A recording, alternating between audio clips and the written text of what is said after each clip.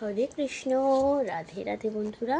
তো দেখো আমি গোপালদের জন্য যে কী করেছি। গোপুদের নাম সব ভগবানদের জন্য।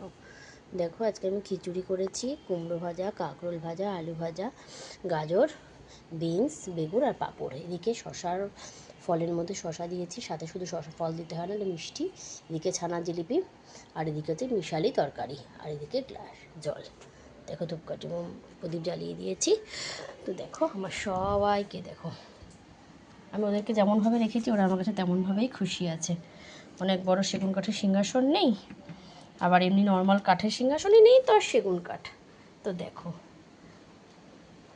ওরা আমার বিপদে আপদে আমার কত কাছের,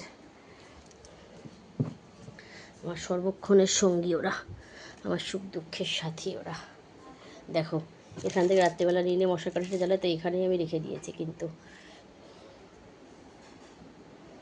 দেখো কালকে শ্রাবণ মাসের সোমবার গেছিলো, দেখো মনে করে আজকেও রেখে দিয়েছি, কালকে তুলে দেবো।